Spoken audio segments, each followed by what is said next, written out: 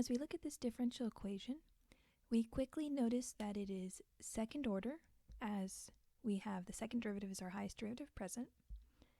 Additionally, it's linear in terms of the variable y, homogeneous, second order, because it's equal to 0, and we have constant coefficients. Now, whenever we have a differential equation that fits all of those characteristics, we have a very particular solution strategy where we can translate this into our characteristic equation, and then based on the solution to the characteristic equation, we know the general form of the solution for our general solution. So first off, let's rewrite our characteristic equation. We have our coefficient 2 times our r squared. Note that the power of the derivative is matched by the exponent on our values of r, minus 3 r to the first power equal to 0. Now we want to factor this to find out what values of r make this true. And we see there's a common r in both, so I factor out a r, and I have 2r minus 3 is equal to 0. Now just solving this polynomial equation, we know that can only happen when the first term, r, is equal to 0, and the second term equals to 0 when r is equal to add 3 over, divide by 2, 3/2. So this fits our category. We have two distinct real solutions. And when we have two distinct real solutions, the general solution of the differential equation is then y equals some constant times e to the first value of r, 0x, plus some constant times e to the second value of r, 3/2x. Now in this case, 0 times x is 0, e to the 0 is 1, so this will simplify to be y equals c1 plus c2 e to the 3/2x. So that's our general solution to this differential equation. Now as we look at our next differential equation, we see that we now have a fourth order, linear in terms of y, constant coefficient, homogeneous equation. So we know we directly go to our characteristic equation to solve this differential equation. So we'd get r to the fourth plus 3r squared minus 4 is equal to 0. And at this point, it becomes a little trickier than our last example, only because factoring a polynomial to the fourth power is more complicated than factoring a quadratic. In terms of factoring the quadratic, we can always rely on the quadratic formula, but factoring a fourth power, we'll need to determine what's some factors that I can take away piece at a time, and then use long division for polynomials to determine what's left over. So what do I mean by that? The first thing that we want to do is visually find a value of r that I could plug in and make the left side equal to 0. Now the first thing that I'm going to focus on here is anything to the fourth and anything squared, so anything to even exponents, will stay positive. So I'm basically going to have these positive terms. In order for this to equal 0, these two terms have to counterbalance our negative 4. So in the end, I'm asking what r values can I plug in here and end up with 4? Now pretty quickly we see we can't select from a wide range. For instance, if I'm at r equals 3, 3 to the fourth, I believe, is 81. So very quickly, since we have to the fourth power, if we choose even relatively small values of r, this is going to grow very, very fast. So we know r to the 0 won't work because r to the 0 will just get rid of these and we'll be left with negative 4. That's not equal to 0. So a next reasonable chance would, let's try 1. So when r equals 1, we have r to the fourth is still 1, plus 3 times r squared, which is still 1, minus 4. So this is 1 plus 3 minus 4. That indeed is equal to 0. So that tells us this is a root of the polynomial. And since it's a root of the polynomial, then r minus that root is a factor of the polynomial. So from this we know r minus 1 is a factor of this. So that tells us we can factor r minus 1 out, and it will be r minus 1 times something equals our r to the fourth plus 3r squared minus 4. How do we know what's left over? Well, we'll need to do long division for this. So we create our division, we put the expression that we started with inside the box, we put the expression that we know is a factor outside, And you begin by asking yourself, what do I need to multiply r by in order to end up with the highest power inside the box? In this case, it would be r cubed, and that gets multiplied by both the negative 1 and the r. So I end up with r to the fourth minus 3r cubed. And then I need to subtract this entire expression. So the minus goes to the r to the fourth. It also goes to the negative and makes that positive. So remember to subtract and distribute. Those terms cancel. And then we have 3r cubed plus 3r squared minus 4. And we repeat the process. What do I need to multiply r by to get 3r squared? That would be plus 3r squared. Oh, and I just noticed one error here. Sorry about that. If you'll notice r cubed by negative 1, you'll probably already correct this on your papers. This should just be minus r cubed, and that should be minus r. So then that's just times r. Because r cubed times r was r to the fourth, r cubed times negative 1 should be negative r cubed. And then that became a positive when I distributed the minus. Okay. So at that correction, we're now multiplying r squared by these two terms. And we would get r cubed minus r squared. But then when we subtract those terms, we have that the signs shift, and we end up with 4r squared minus 4.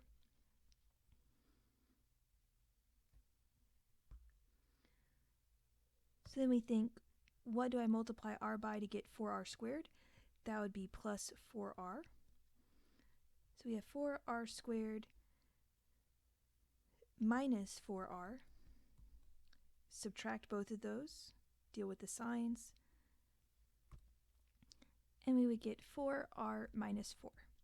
Now here we see that if we multiply our factor by 4, we're going to get this perfectly, and then we'll subtract. So finally I say multiply that by 4, 4r minus 4, subtract, distribute. These cancel, and we're left with 0 as a remainder. And that tells us that our assumption that r minus 1 is a factor is indeed correct. So then I write out the new factorization, take out the r minus 1, multiply it by what we found here.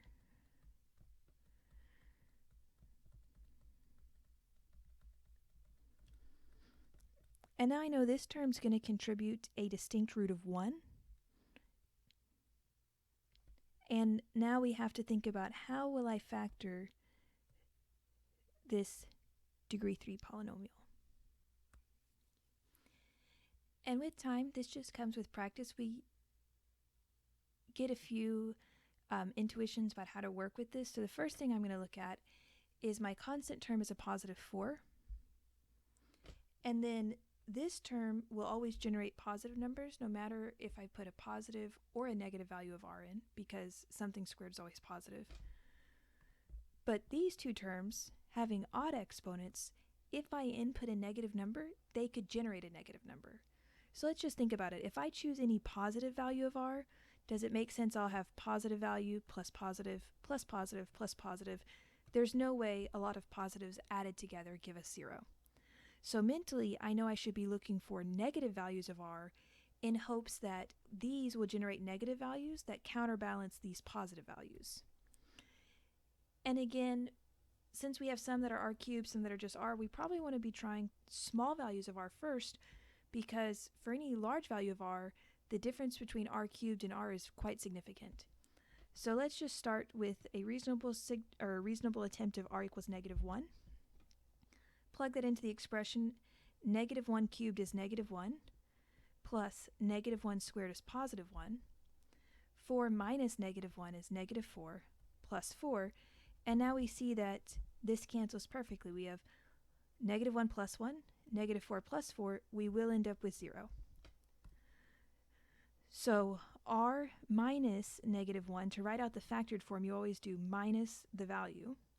Now the signs are going to work out where this becomes r plus 1 is a factor of this expression. So we'll repeat the process that we did before for this new case. I want to use long division to figure out what's left over when I factor r plus 1 out of r cubed plus r squared plus 4r plus 4. So first things first, we look, what do I need to multiply r by to get r cubed, r squared? So I have my r cubed plus r squared. Now I need to subtract both of those, so when I distribute the subtraction, this becomes negative, so r cubed cancels, r squared also cancels, so we're left with 4r plus 4. And then we think, what do I need to multiply r by to get 4r? Well, I need to multiply it by 4. That will give me 4r plus 4. Subtract both of those, distribute the subtraction. That cancels, we're left with 0, which tells us that this does indeed factor as we had hoped. So our polynomial is the original r minus 1 factor times the r plus 1 factor times the remaining r squared plus 4. And at this point, we factored it down into manageable pieces that we can finish out the rest of it. One thing we'll want to notice with this, anything that's like r squared plus a perfect square, we can actually use the difference of perfect squares formula here if we consider complex numbers. R squared plus 4, I'll leave it for y'all to check, is r plus 2i times r minus 2i through our difference of perfect squares. And then we had our original terms, which were already factored. So from this we can see the roots of our characteristic equation. We have roots of r equals -1 from this term, +1 from this term, and then we have the complex roots, -2i from here, +2i from here. So our general form, or our general solution, will take the form of c1 e to the -x for this first root that's distinct real, plus c2 e to the +x for the second root that's a distinct real. And now our complex root is of the form 0 plus or minus 2i. So generally we write it as e to the a term x all times what comes next. But in this particular case, 0 times x is 0, e to the 0 is 1. So for simplicity, we're going to leave this off, but we know generally we have to consider if we do have an actual real part to our complex solution pair, that does need to appear as e to the ax. So we have our remaining terms of c3 cosine of the imaginary part, 2x, plus c4 sine of 2x. And that would be our general solution. So as you're thinking of the strategies for these characteristic equations of higher order, remember that you're just looking for a root first that tells you the factor, and then you use long division to simplify the polynomial to a lower and lower order until eventually it gets down to low enough orders that we can just factor it by inspection. So we see this as a similar case. We have a third order linear and y constant coefficient homogeneous equation. By now we know we need to go to our characteristic equation, so that would give us 2r cubed minus r squared minus 5r minus 2 is equal to 0. So our goal here, unless something else appears to us, we need to try to find a root so that we can find a factor term, and then we can use long division to split up this polynomial. So we know we need to find a good value of r that would work. You can always plug some different things in. Let's try to make sense of it so we can get the answer with relative ease. So first I see my constant term is negative. This term, though r squared will always give me positive, since it's being subtracted will always give me negative. So these terms will always be negative. And in order for a lot of negative terms to end up being equal to 0 after doing other operations, that tells me the remaining terms had better be positive, because these are the only things that can counterbalance these guaranteed negative values. So you look at these terms and you see, okay, negative 5r, 2r cubed, and we see that if r is positive, this will generate a negative term, this would generate a positive. Whereas if r was negative, this would generate a positive and this would generate a negative. So we already have some negative terms. So the only reason that we would want to choose a positive value of r that would give a negative term here and a positive term here is if that positive term of r, since this is our only positive term coming from the whole equation, it needs to be large enough to counterbalance all of these negative terms. So seeing that the only term that could be positive is our r cubed, let's try that. And if it doesn't work out, we can pick some other values. So just visually, let's see if 1 works. If I plug in 1 here, I get 2 times 1 cubed is 2, minus 1, 2 minus 1 is 1. Okay, minus 5, that gets me to negative 4. Minus 2 again gets me to negative 6. So r of 1 does not work. So let's try the next positive value, r equal to 2. So in that case, I have 2 times, 2 cubed is 8, minus 2 squared is 4, minus 5 times 2 is 10, minus 2, so I have 16, minus, negative 4 minus 10 minus 2 is negative 16, and r equals to 2 is a root, which means r minus 2 is a factor. So let's set up our long division. So we take our factor term out here,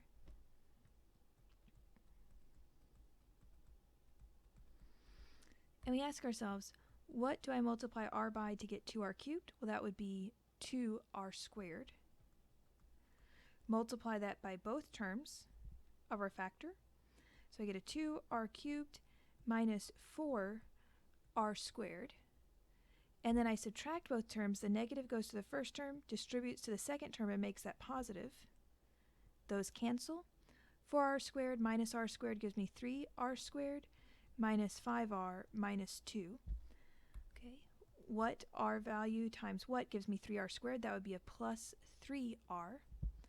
When I multiply that through, I get 3r squared minus 6r. But then I subtract both terms, distribute, that becomes a plus, those cancel, and we end up with r minus 2. Now what do we need to multiply r by to get r? Just 1, and in fact 1 times r minus 2 is going to distribute.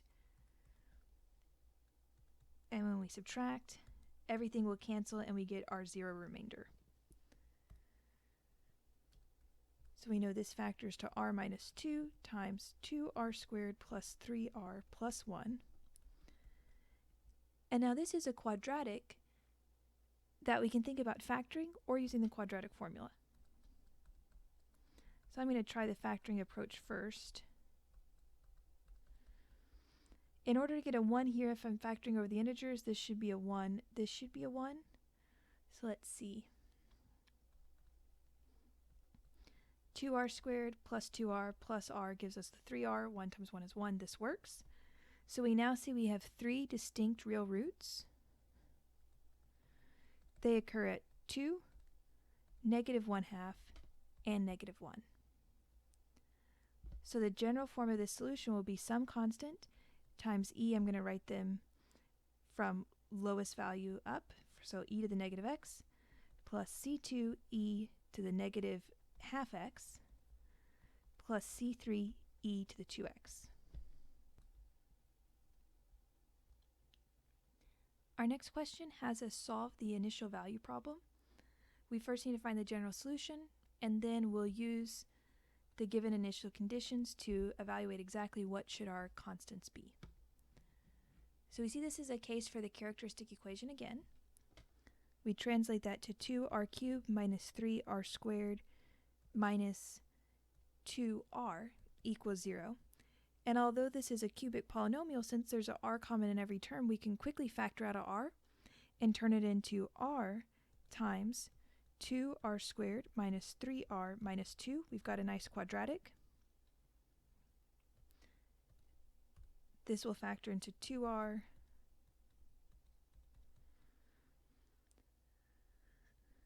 We see that we have a negative here, so we know 1 is positive, 1 is negative. Since our middle term is negative, we want the value that's going to generate the larger term to end up being negative. So that means we should place the negative here so that the 2r gets multiplied by that. And let's see if a 2 here works, a positive 1 here works. 2r squared minus 4r plus r gets us the negative 3r minus 2. So this is our factored form. Our roots occur at r equals 0, negative 1/2, and positive 2. So we know our general solution will look like this. c1 e to the 0x plus c2 e to the negative 1/2 x plus c3 e to the 2x. And particularly here, 0x becomes e to the 0, which is 1. So that's what our solution looks like. And now let's substitute in our first initial condition. If we substitute in 0, we should end up with 1, so we get 1 equals c1 plus c2. Now, e to the 0 is 1, so that's just plus c2, plus c3 because e to the 2 times 0 is e to the 0. In order to use our next initial condition, we need to know the derivative.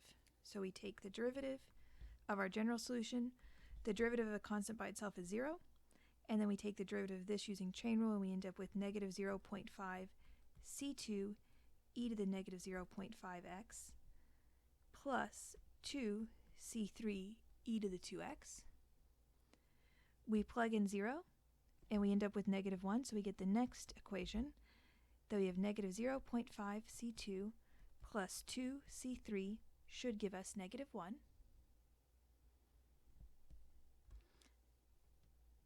And now to use our third initial condition, we need to take the second derivative. When we do that, the negative 0.5 times the negative 0.5 becomes a positive 0.25.